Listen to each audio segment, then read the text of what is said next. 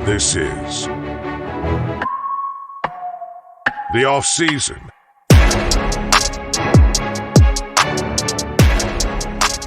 The voice in your ears is Perfect Pervis, and welcome to the off-season. I'm here to talk about all things relevant to me during the off-season period of American football in Europe. Today's topic is developing domestic QBs. And to help me shed some light on the subject, I have a few guests.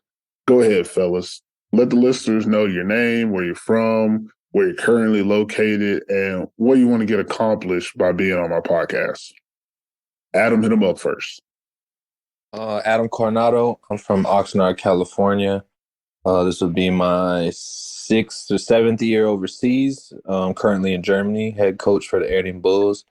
And I'm just trying to link up with other Americans or domestic players and trying to get us all come together, maybe on all one platform and work together. Shout out to Liberachi Sports. Follow us on all platforms. Yes, sir. I'm Ashley Bailey, come from Birmingham, England, and this topic is near and dear to my heart because I am a domestic quarterback who has played professionally for the past 6 years, going into year 7. And yeah, 25, and here I am, back again for another podcast. Thanks for having me. Yeah, Ashley said it. This is he brought this idea for this to be on a podcast. And if anybody knows me, this is also a topic that I've talked about numerous times in different places, in different capacities. So let's just jump right into it. Why is this the topic? First of all, for me, I'm gonna say why I think this is a main topic that we needed to put on this podcast is the quarterback position is the most important position in the game. And in Europe and even other foreign countries outside of North America, this position is usually occupied by a foreign player on the top level teams, which means you have coaching staff, you have players, you have fans that are all bought in on, oh, this is our team. We're going to do whatever we need. All this team rah. And then you have to drop in someone who's not from that culture. And obviously there's situations where a quarterback stays on for years and becomes part of the team. That's in quotations because there's no video on this. But let's just be honest. Like, there's a difference in playing with a guy who you know is getting paid to lead compared to someone who's just putting, their all into the team because they're part of the system. And that's the main reason that I wanted to get into the topic. But I know there's other reasons as well for why we need to start looking at developing domestic quarterbacks all throughout Europe. So Ashley, I'm gonna let you take the ball now and let us know some reason why you think this is an important topic to discuss today. Well, just like you touched on, the quarterback is the most important position in football and probably one of the hardest to play. Might have some pushback on that, but when it comes to decision making, technique, just learning and getting a feel for the game, it's really the hardest position to play. And honestly, it makes sense why a lot of teams go the route of bringing an American in, due to the fact that they've had the experience, they've been coached in America by, quarterback coaches, offensive coaches, however it is, they've had that experience. And, a lot of guys that play the sport in Europe, not even just at the quarterback position, but a lot of guys pick up the sport, say, 18, 19, sometimes mid-20s. So you really need someone that is experienced at a high level and knows what they're talking about, knows what they're looking at when it comes to breaking down coverages, making audibles, timing, technique. And it's hard. It's a lot of work. It's a lot of work to do. But at the same time, it's one of the only positions that doesn't really get developed in Europe, just based on the fact that most teams or most leagues have an import rule where whether it's one American, 2, 3, a lot of the times teams will fill one of those A spots with a quarterback, which means the person starting is an American. So then the next season you sign another American and another one, and then you either don't grow homegrown talent, or the homegrown talent that you have doesn't play and switches position or leaves the team. And that's the situation that is all over the sport, 100%. When it comes to people like me who do play the quarterback position, you know, I mean, wow, I've traveled around a lot, played in all different levels, been in all different coaching systems. And one of the main things is you really don't get given the time to properly develop and experience it. You know, like if a team wants to bring in a accomplished American player at the quarterback position, they'll do that rather than finding the right coaches, the right, you know, offensive coordinator, quarterback coach, someone that's really going to build a European guy that's either from the area or wherever it is. And it's a lot more money. And to be honest, if the coach doesn't know what they're doing or talking about when it comes to the quarterback position, you can't really coach who you don't know. So it's a lot easier to just bring an American in. That's the overall feedback. I got to jump in on that because I love what you said about the coaching, because that's one point that really hits home with me, is that a lot of these teams that bring in Americans, they have domestic players who could eventually be, you know, that starter. But, and I'm going to say it less politically correct than you, these coaches ain't shit. They're lazy as hell. And instead of them learning the position, they rather bring in an American and trust whatever that American knows, which might not be the best thing for your team.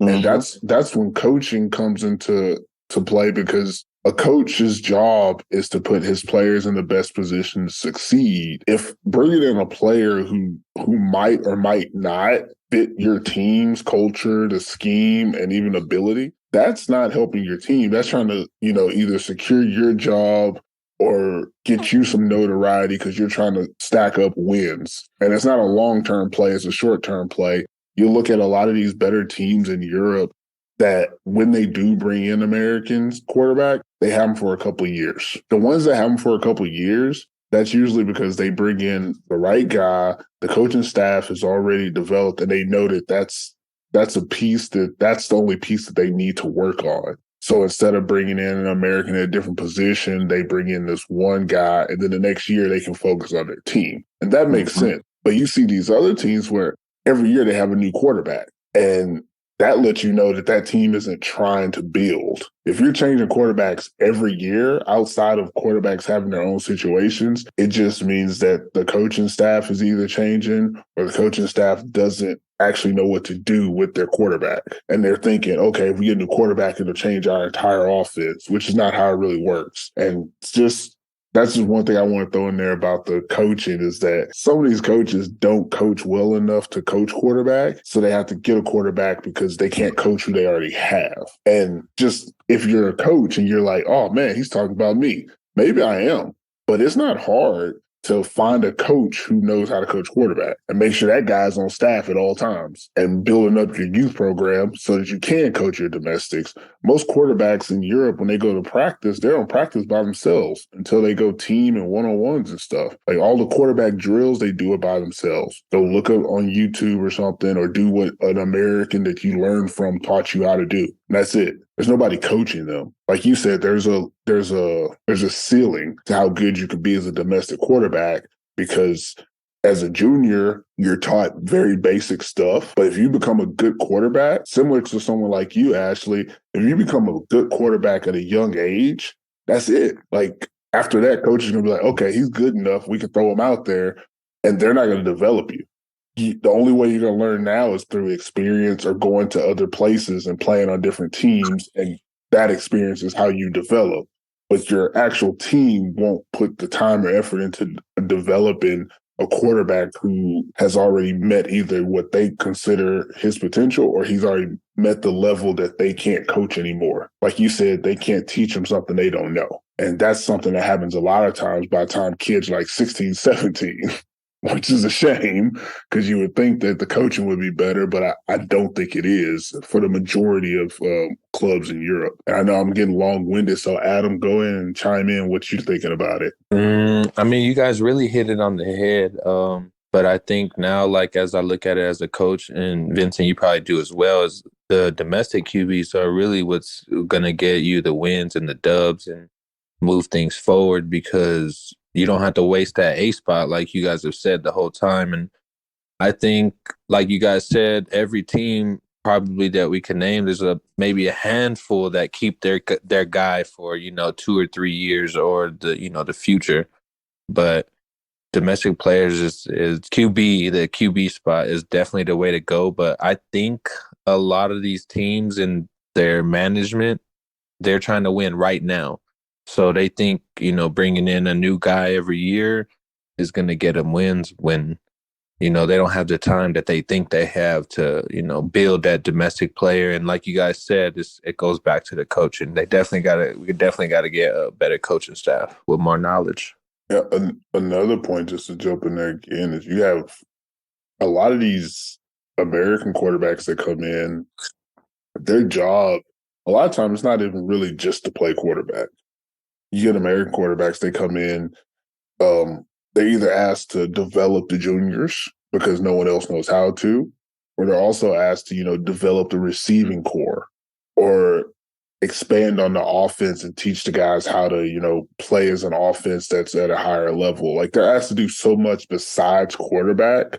And a lot of what they're asked to do is stuff that you would prefer that someone be able to do, like, in the off season, which, if you had a player who lived there, who's on your team, knows all those guys, and could be doing that for you in off season, wouldn't you want to put your resources in investing and developing that asset over bringing in someone new for a few months every year? And yeah, that's just the last thought I had on it. The next thing I wanted to talk about was, what are some of the benefits? I mean, I feel like we might have touched them all, but we're going to touch them again. What are some of the benefits of developing domestic quarterbacks? Like, I want to kind of go through the levels, because you have like youth football, then you have like the men's top league, and then you have like the ELF, GFL1, the top leagues like in Europe and even playing in the States, which is a different thing about developing talent in those leagues. So starting with like youth football, what are some of the things you guys think are benefits for developing the domestics at the quarterback position for like youth football? So I'll jump in. As a youth football player, when you're young, especially when you're an athlete, you really don't know what you want to do. You just want to have fun. You know what I mean? And I mean, if you develop your quarterback from age 15 and he knows I'm a quarterback, everything he does to do with football, the way he treats his life, the decisions he makes, it's going to be as a quarterback, So you really want someone who's mentally ready by the time he's 18, 19, 20 to look at the whole offense, the big guys in offense, offensive line, the receivers. And you want him to have that maturity already built in. Like, yo, I'm going to lead you. We're going to do this. Everything's fine. Let's go score, Because, and for it not to feel like he's just saying it because he's the quarterback. And if you really have a European guy, let's say you're in a country where they don't speak English, you want your guy to be able to say those things and, have the trust from the guys in their own language, because, okay, everyone speaks English, majority speak English, but man, if you don't have communication with your quarterback, or you can't express yourself properly because, to no fault of your own, your first language isn't English, you definitely want someone who can speak your language and can understand what you're saying, and not just going to be like, oh, he doesn't speak much English, this guy's dumb, let's simplify this playbook because he doesn't know what we're talking about. No, these guys... I want to jump in there about the English thing, sorry, but that's a huge deal. As a guy who, and Adam probably would know this, I played quarterback when I was in Brazil.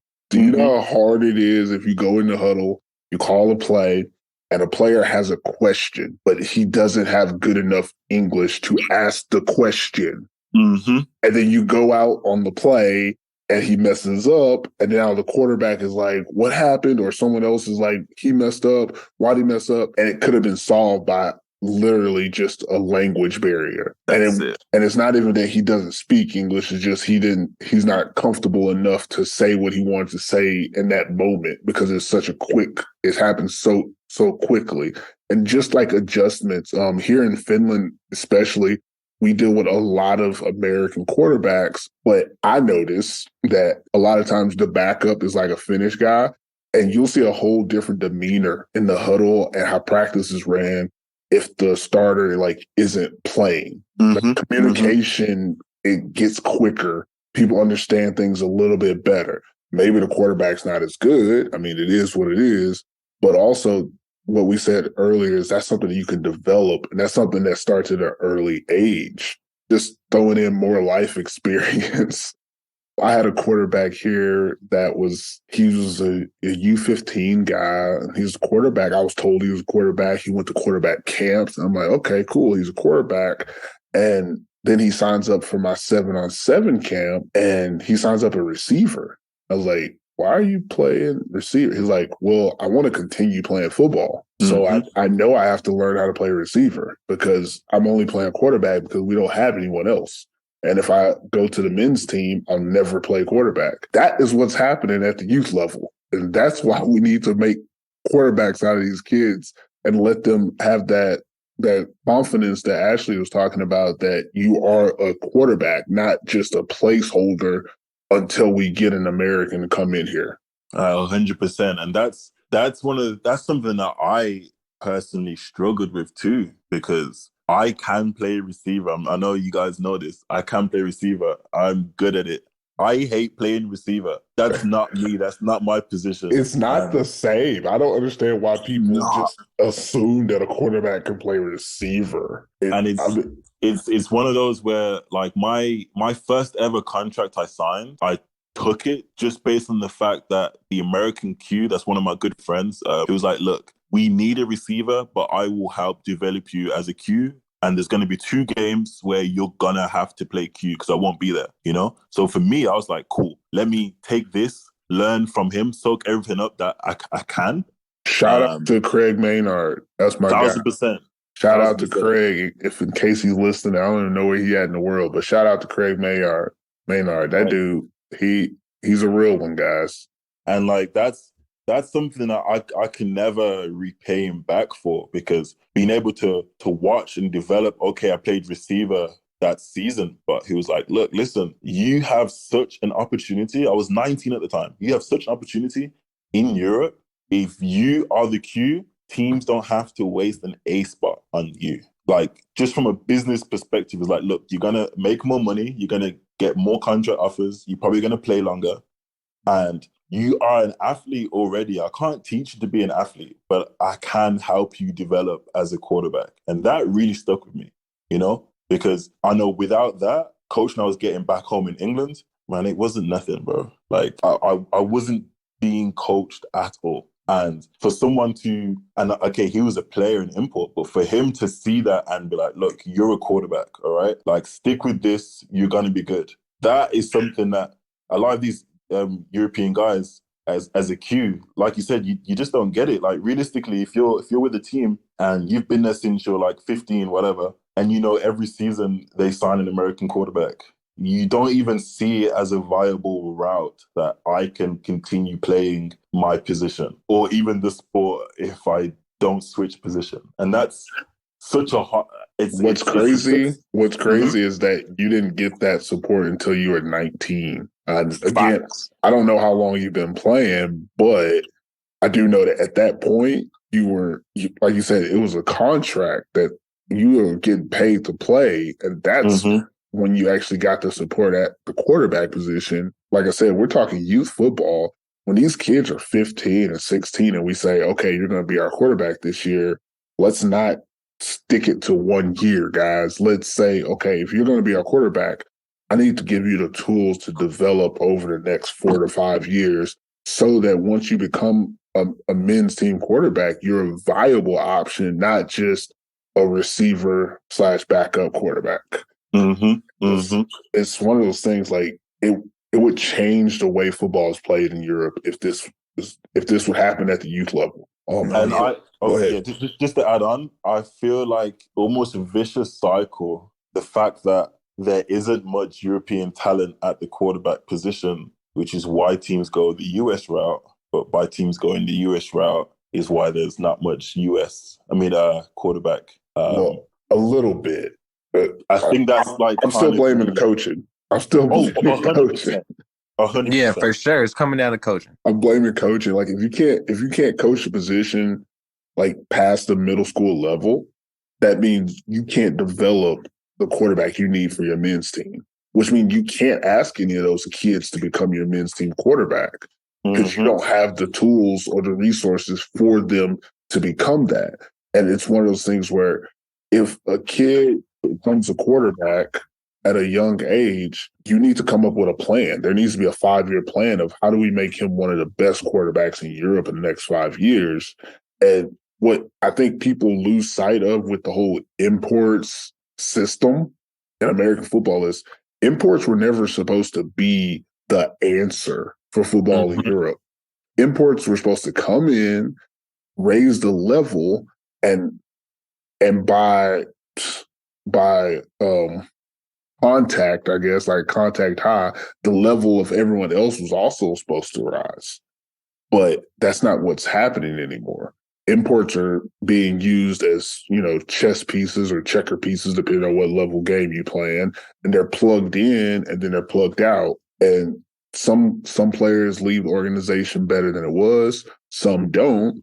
Some coach juniors, some don't. Some help organizations, some don't. Like, it could go either way. It's a 50-50 split. But overall, you're supposed to actually, at the point we're at now, like, again, I'm going to talk about Finland.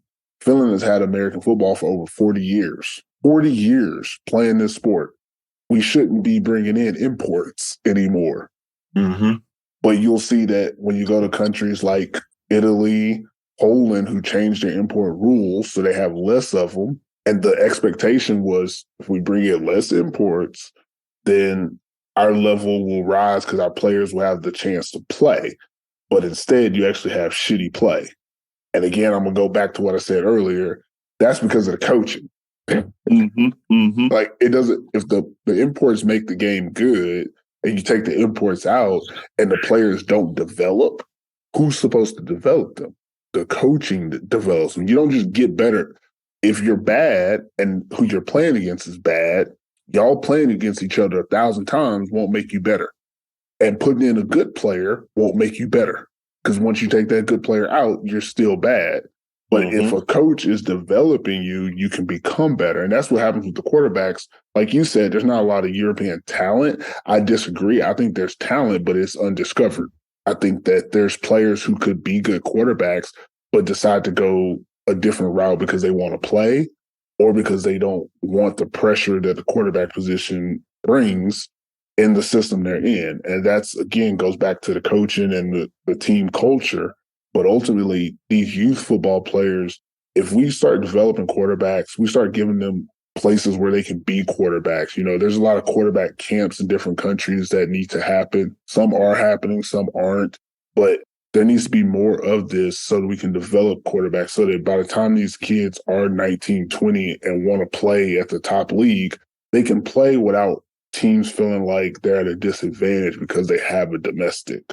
So I'm in the youth football talk. Go back to talking about the men's league. What are some of the benefits of developing domestic quarterbacks in men's leagues? And this goes more to your situation where you were on a men's team and you were getting coaching from an American. That's something that I think, okay, it's a catch-22 because I'm not a player anymore. But if you're an import quarterback, you need to be coaching the backup quarterback. Like, you need to be teaching him. Like, that's half of your job. I know it might not be in the contract, but everybody knows if you're an American quarterback, you're probably coaching another quarterback, except for these shitty teams that bring in an American and don't even have a domestic. But I won't even go that route right now. But on these men's teams, these quarterbacks, when you bring in an American, he needs to be having quarterback camps. And I'll tell you one thing that I think is another way that we can even expand on that is if you bring in a quarterback, say you're in a small country like Poland. No, Poland's not a good example. Something like Czech Republic, even, where there's not a lot of like quarterback players, but you do bring in a few Americans. Why not, as a federation, get all these Americans together and host some QB camps for the domestics? Utilize the players that you have. Make that part of their contract, is that they have to coach at these camps so that the players are actually feeding into your program and not just getting paid to play football. And that way, in the future, at some point, you won't need American quarterbacks. You might need American coaches. Then you go into coaching camps, and then it just trickles down. But at this point that we're at right now, we need more coaching for the actual domestic players than even the youth in some leagues. You have some leagues where they don't even have youth football really, but their men's teams is just, they have to rely on Americans to come in and play quarterback. And you got to get out of that point to where at least you can have a capable quarterback who's from that same country. That's one of the things I think will be a benefit for the men's, is that you would have either the Americans or someone who comes in as an import to actually coach the men's domestics on a regular basis. And that would help them develop faster so we get out of the whole import system, which I ain't trying to take nobody's job. Yeah. Okay. Keep imports in business. I understand, but there's a value attached to every import, and it comes down to return on investment. And if I'm investing in this player, I want him to help my club as much as possible, because one day he will leave. They all leave. And when they leave, what they've done for you, you will find out. If you've ever went to a team and the next year they're worse than when you played with them, you might not have been as helpful to them as they wanted you to be. That's all I got on it. What do you guys got about it? Developing on the men's level team. I was waiting for Ashley because he's the domestic. He's the domestic. No, but I mean, you pretty much hit on the head, Vincent. Like, I think one of the main things is, I think the top level, the managers, the presidents, they need to have the confidence in the domestic guys. See it at a young age, or even when they're on the men's team, like we're talking about now, and put money into him and make sure he's good and gets the coaching and everything he needs. And to be, like you guys said the whole time, I think the whole leadership thing and confidence is going to be the biggest thing, and I think for right now, like I said, I feel like all these teams are under pressure to win. And, like you said earlier, the imports are being brought in to win games right now today. And it's, it doesn't work like that. We don't say 4 people can't save a team of 22 or more. And I think that would be one of the biggest things, is back to what we said, the coaching, the confidence, and their leadership skills. The next thing I was going to ask, I kind of have this more like a question, I guess, than an assertion.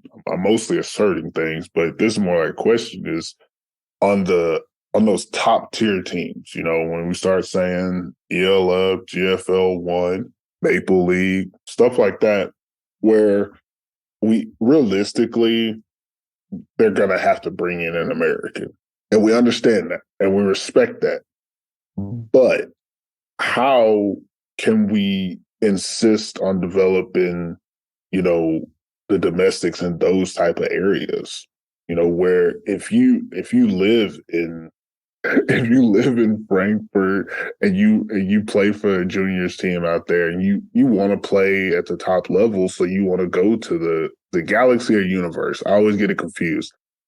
If you want to go to some outer stellar team as an adult, and that there's going to be an American playing your position, but I would think of it as, how can we convince these players to stay loyal to the position and not change? And I mean, that's a question for both of you guys. Like, how can we do that? Like, for the regular leagues and even youth football, it makes perfect sense, because there's a higher chance that you can actually be the guy. But in these markets where you're just not going to be the guy. That's just real talk, because you're not ever really going to be the guy. But we would still need, a serviceable backup in case injuries happen, someone to run through the off season with the team if the American's not there for the whole year, things like that. And someone who eventually at some point might need to play somewhere else, might need to play on another team in the future. We want to make sure that we have that talent available domestically. How can we ask these guys to, make that type of effort or sacrifice to the position? This is an open question, guys. I don't have the answer.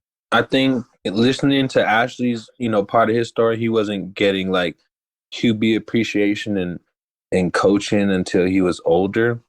So I would say building them up, maybe not so at a youth age, because I don't think football is like youth football in the States, at a youth age, obviously. And so I think giving them more confidence, building them up, putting their trust, letting them see that you like investing in them.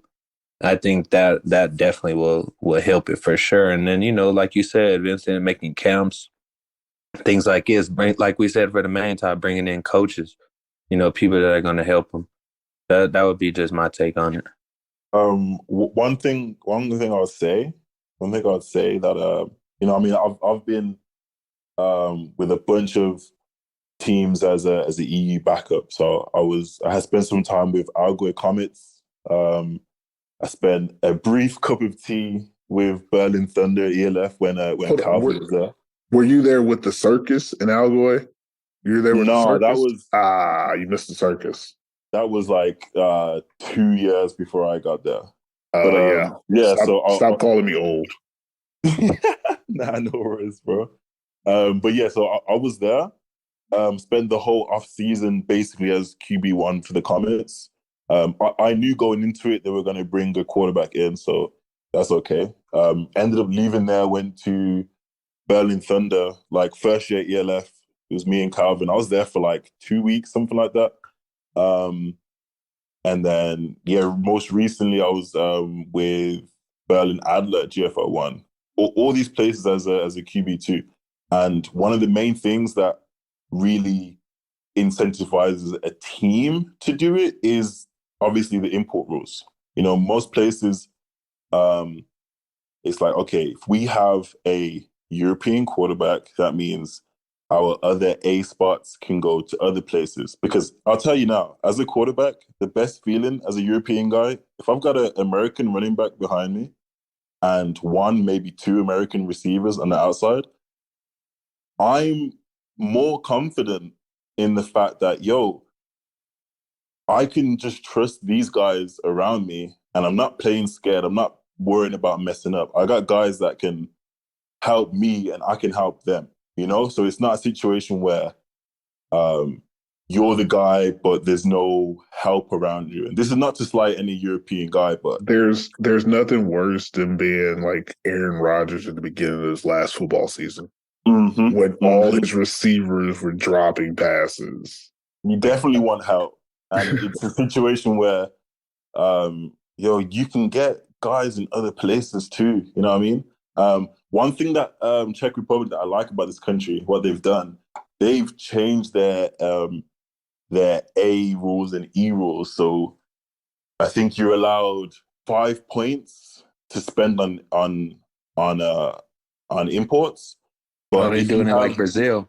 Yeah, but if you have an American at the quarterback position, that takes up 4 points. That means you can only get, that means you can only get one more.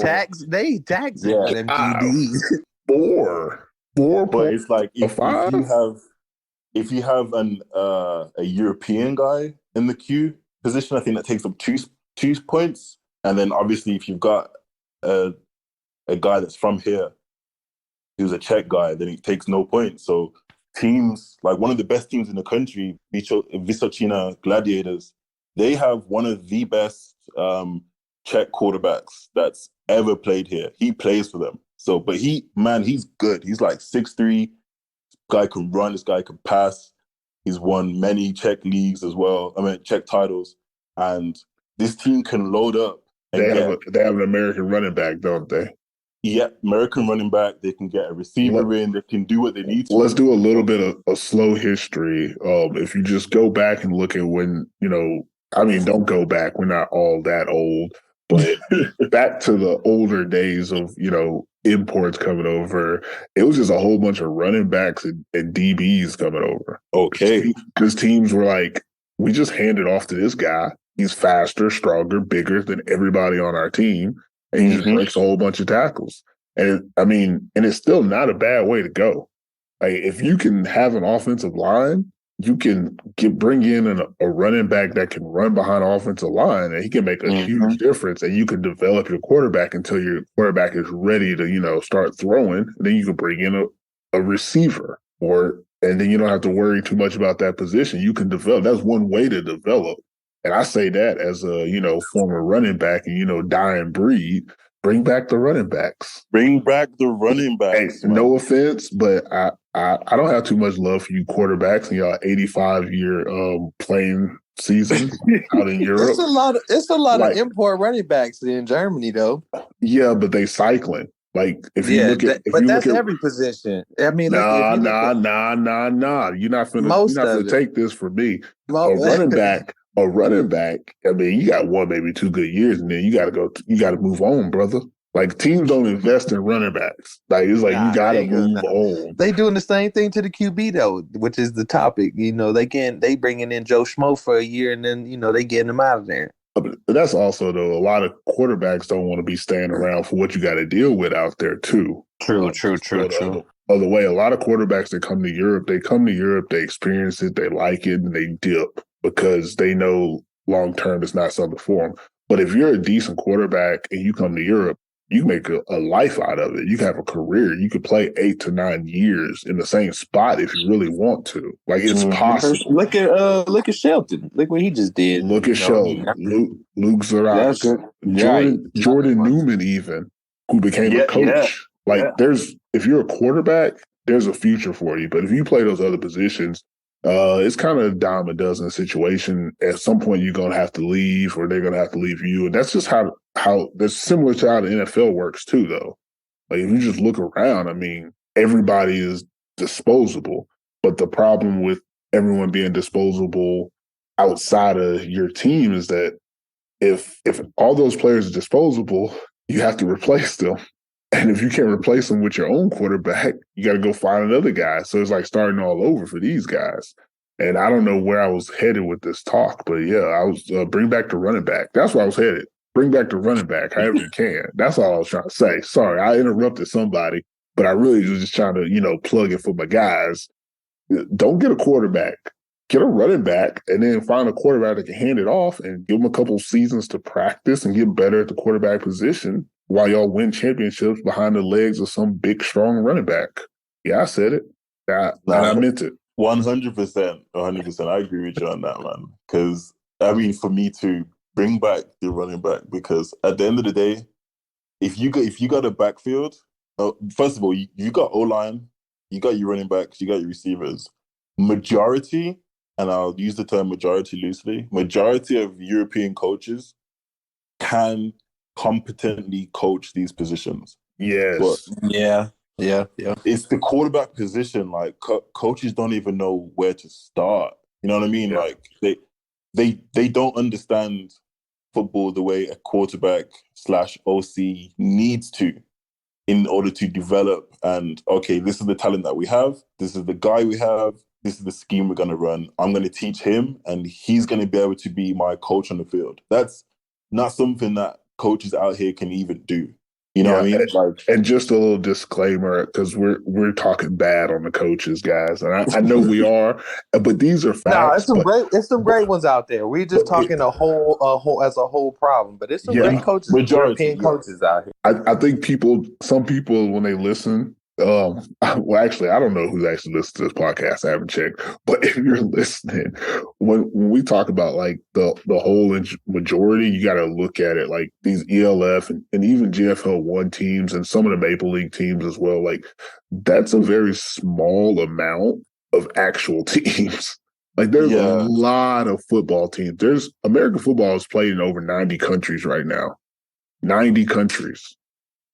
And I'm telling you about probably closer to 60 to 70% of them fall under what we're talking about, which is coaches not being, competent enough to understand what they're doing with American players coming in left and right. So I just want to put that disclaimer out there if anybody thinks that we're just hating on coaches in Europe and stuff like that. No, we're talking about a bigger group, because this group of people that you're listening to, we've played and coached in these smaller markets. So you know a little bit more about the totality of Europe over just looking at the top tier teams, which you see great things in the top tier teams, and those aren't the problems. So obviously we're not talking about them.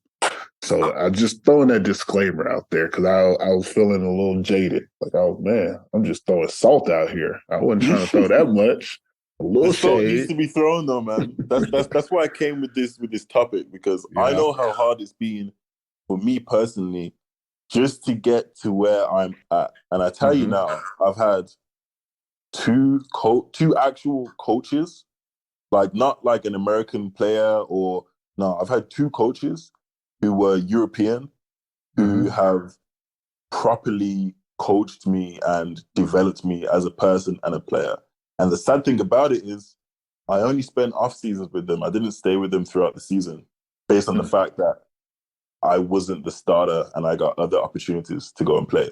So this is, I'm going to shout out Elias, Coach Elias at Algoy Comets. Okay. Really good quarterback coach, great offensive mind. And my coach, Ben, QB coach out in Berlin Adler. Also great coach. These two guys, I would play for them no matter what. If they hit me up, Ash, come out to play, bet. I don't even have to ask them about a contract or nothing. Like, I'm there, But that's 2 off seasons. So that's like probably 6 to 8 months of my 7-year career where I've had competent quarterback coaching. That's ridiculous. Like, it's either I've had no coach or I've had a coach who just brings me plays from Madden, which is obvious, or I've had oh man, it's crazy. Hey, favorite play on Madden, deep attack. Let's go. Let's do it. Deep attack in all seams. Oh my goodness. It's all about the receivers then. All you gotta do is throw it up and hope it's not picked off. Just don't be playing against Deion Sanders. But so you sound like a running back right now. Sound like a running back. He probably lined up in goal line at the 50. Y'all, if we're going let's sidebar then and talk about Madden back when Steven Jackson was a running back for the Rams. I'm a Rams fan.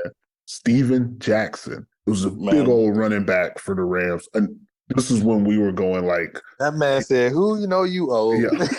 We were going. This was back when the Rams were going like 8-8, 7-9, like every year and not making playoffs. And we had those old gold. It was after the group that won the Super Bowl and stuff. But Steven Jackson was the guy. And I swear to God, I put this on everything. I used to line up in Madden and run dive, counter, sweep, dive, counter, sweep. And this is like in like the early 2000s. In the early 2000s, I was playing Madden. I was a kid. I'm not that old, but I was playing at people's houses. And I was coming in there winning 7-0. They're like, how? I was like, well, I got the ball for 18 minutes, so you better score on this one drive. Because when I get it back, Steven Jackson's going to get you 3 in a cloud of dust. And on 4th down and 2, I'm going for it. And he's going to get them 2.5 yards every time. And we just going to matriculate down the field, 3 run plays at a time. I was winning games with less than 10 passes thrown. No lie. And it's possible, fellas. If it's possible on Madden, it's possible in real life. That's what all the coaches think, right? So, again, you know what? Well, I know we just keep getting off subject, but I'm going to throw this out there too. If y'all want to see it done in real life, come to Finland, watch the Seinäjoki Crocodiles. There's this guy named Christian Powell. Real life Steven Jackson. They just make sure he gets the ball. And he carries that team to wherever they got to go. I think they made playoffs every year he's been on that team. And that's like 5 years. Last year they went to the championship. And I tell you what, that's definitely coming back to the original point, you guys saw how Hamburg Sea Devils played last year, right? With Selu at Q, German kid. Also having Glenn, British running back, all European backfield. Those boys went to the finals. Okay, what happened in the finals? Different situation. Shout out Vienna Vikings. But like, it's definitely. I'm so happy that they did it and stuck to it for the whole season, because that's definitely it's a route you can go. You can put weapons in other places, but like you guys can develop these guys. You know what I mean? Running back and Q, most importantly. But you don't have to keep signing guys. And I know this season, come on, every now. team has an Glenn, American Q. but import's an import. They had to go find Glenn. They had to go find him. And why is that? Because the UK doesn't have any stupid professional team. Oh, that's a different topic. Let me not even touch on that. That's a whole different situation. Hold on. I thought the Jacksonville Jaguars were UK adjacent. My bad. Man. Hey, they won a playoff game this year, so you mean you can't. All right. We're Cowboys. Say less. I'm not mad at that. So I know we're supposed to get out of here. I thought we were gonna be early, but we never on time. But last thing I wanted to talk about was just throwing out, kind of summing up what we've been talking about, because we've actually touched on every one of these that I thought was for ideas of how we can develop these domestic players and make sure it's something that happens. Again, you'll notice one common theme that I try to keep in these podcast episodes is that we try to give solutions, not just talk about problems. So obviously, ideas for development.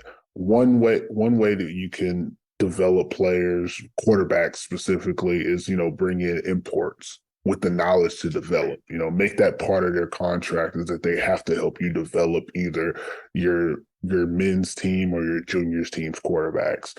Another way that you can do development is, camps, both quarterback camps, even coaching camps. You can have coaching clinics where you're specifically doing quarterback play and how to develop your domestic quarterback. That could be a topic for a coaching clinic. It would be a really good topic to have. But also, you can have quarterback camps. Most federations should have a quarterback camp. Like, I just think that should be a common theme for every football federation in Europe, is how to develop your quarterback. You should probably have skills camps as well, but quarterback camps even more so, because it's a much more difficult and specified position that most teams might not be able to give their players the right resources. And you could be missing out on some of that European talent because they're in the wrong market. If a kid plays in a small city, that coach might not have access or resources to quarterback knowledge. Well, the federation should be able to support them by having a camp where that kid can go get the knowledge that he wants. That happens in Finland all the time. Shout out to SAJL for attempting to do that.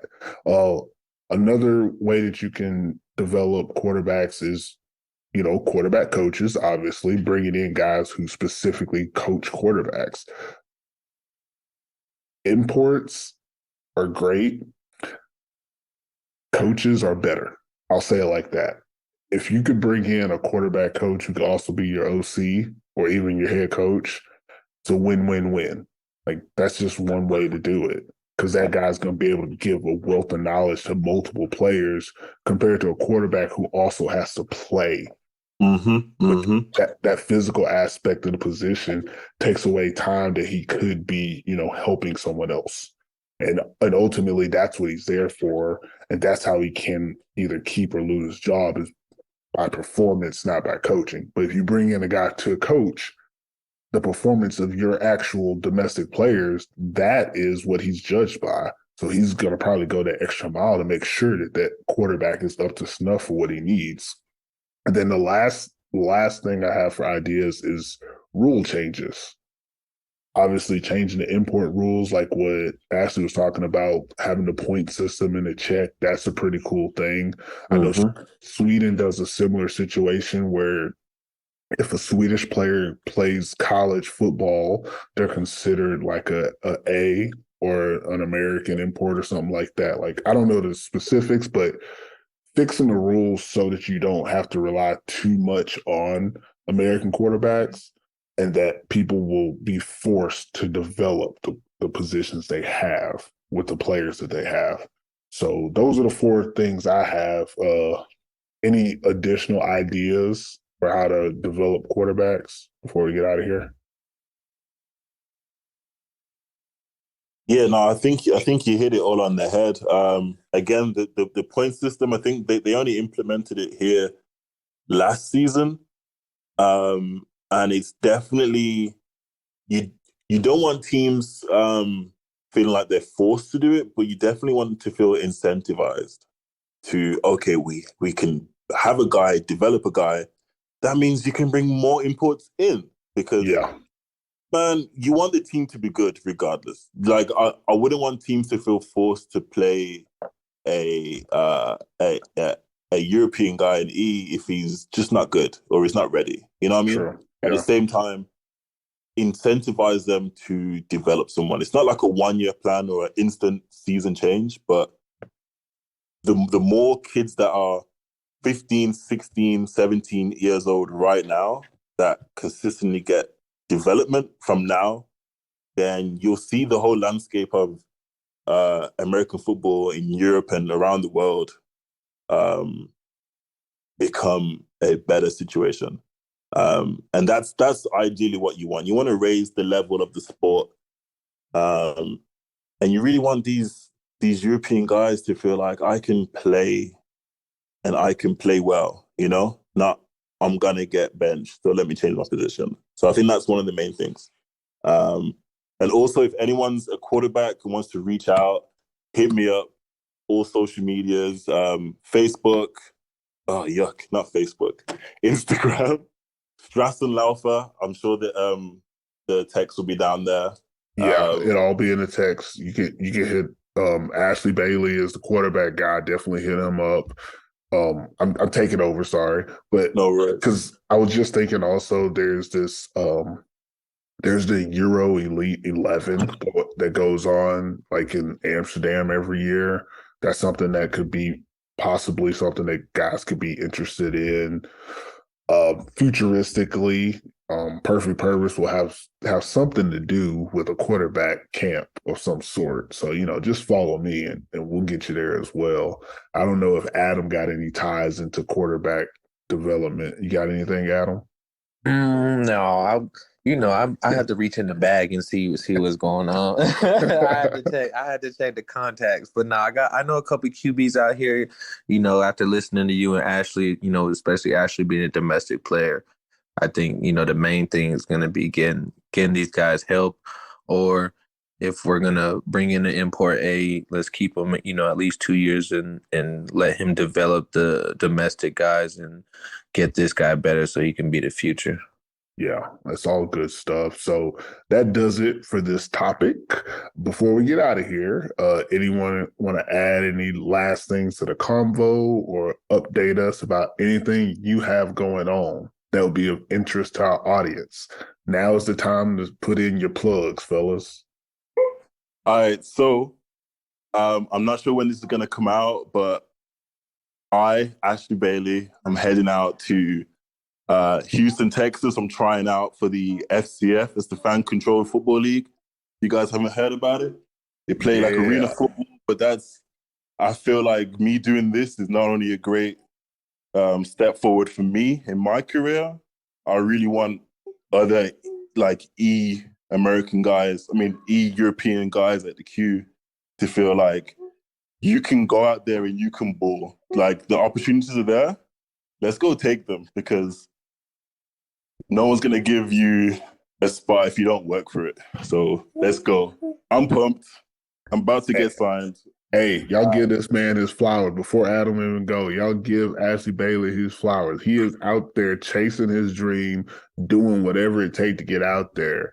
And in case y'all don't know, Houston is a long way from the UK, okay? Or the Czech Republic, wherever he at right now.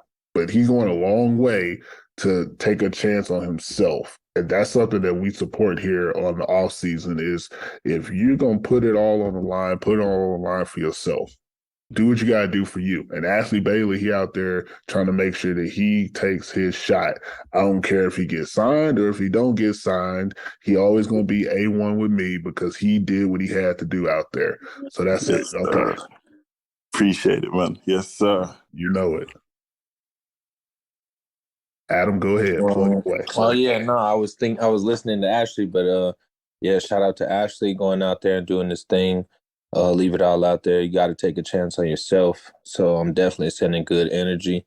Nothing in my way. I'll be signing probably within the next 2 weeks or so. What about Liberachi Sports, man? Oh yeah, dude. Yeah, it's it's just a little sports brand me and my brother are working on out here in Germany and all of Europe at the moment, actually, but we're located in Germany. Shout out to my brother Martez Reeves. Yeah, right now we'll be working on our second pair of gloves. Yeah, me and you spoke, but we'll figure something out to try to get it out there and get everybody a little preview. Yeah, and if y'all look down in the details, I always put down both of these guys, all their socials are down there as well as websites they're related to. I think Ashley has a apparel company as well, and I think that's tagged in there. Like, we do full research on you fellas. Make sure y'all get y'all shine. So I want to say thank you to both of my guests. I appreciate you guys coming on. It's nothing but love, a little bit of energy. I appreciate the energy. Yeah. Yes, sir. I always forget my clothing brand, Most Wanted Europe. Yeah. My YouTube, Europe's Most Wanted. So yeah, go check it out. Go grab yourself a t-shirt with my face on it, and help support your boy, because your boy's out here chasing his dreams. Go chase yours. Hey, you buy a t-shirt from Ashley Bailey's Europe's Most Wanted. You probably can pay for pay for his meal on that flight all the way to Houston. That could be the difference. Meal. That could be the difference. I don't know how much shirt costs, but it's like $25. I'll do 25 for you, bro. Oh no, I don't know. I was just assuming. Is it 30? My bad. It's probably like 35 by now. Well, 35. That's about how much a meal should cost. So that's 35. Somebody throw this man $35 so he can afford to eat on his flight to Houston as he try to make his dreams come true. That's what I'm saying. But again, thank you to my guests. I appreciate you guys. It's always fun. And for anyone listening to this episode or any of my podcast episodes, thanks for rocking with me during the off season.